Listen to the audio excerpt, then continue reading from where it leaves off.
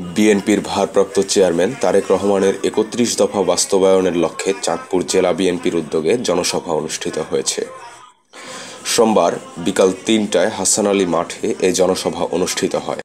এ সময় চাঁদপুর সদর ১৩ নম্বর ওয়ার্ড পৌর ছাত্রদলের সাবেক আহ্বায়ক মামুন খানের নেতৃত্বে ছাত্রদলের বিশাল মিছিল নিয়ে উপস্থিত হন।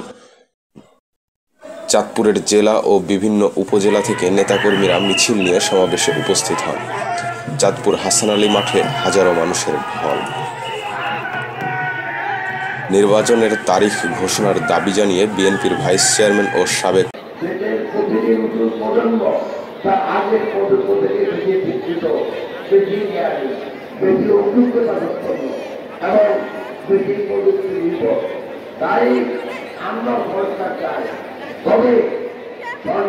সংস্কারের নামে তাল বাহানা করে আমরা কোনোভাবেই আমাদের দেশকে আর দীর্ঘদিন অবস্থানকে কাজে দেখতে চাই না। আমরা চাই আপনারা নির্বাচন তারিখ ঘোষণা করুন এবং একটা অবাধ সুস্থ গ্রহণযোগ্য নির্বাচনের ব্যবস্থা করে সেই গ্রহণযোগ্য নির্বাচনে দেশের জনগণ তাকে ভোট দেয়, তাকে দিয়ে সরকার প্রতিষ্ঠা করেন।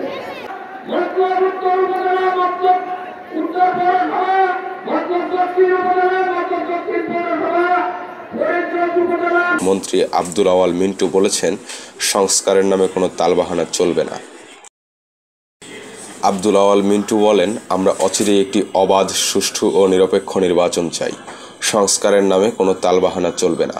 তালবাহানা না করে নির্বাচনের নির্দিষ্ট তারিখ ঘোষণা করুন। আমরা এ সরকারকে সমর্থন দিয়েছিলাম, এখনো দিচ্ছি। কিন্তু এই সরকারের সময় যেভাবে দ্রব্যমূল্যের দাম বৃদ্ধি পাচ্ছে, আইন শৃঙ্খলার অবনতি হচ্ছে, তার থেকে উত্তরণের একটি পথ হচ্ছে দ্রুত নির্বাচনী রোডম্যাপ ঘোষণা করা। তিনি আরও বলেন, যারা আজকে জাতীয় নির্বাচনের আগে স্থানীয় নির্বাচন চায়, আমরা মনে করি এটি একটি ষড়যন্ত্র।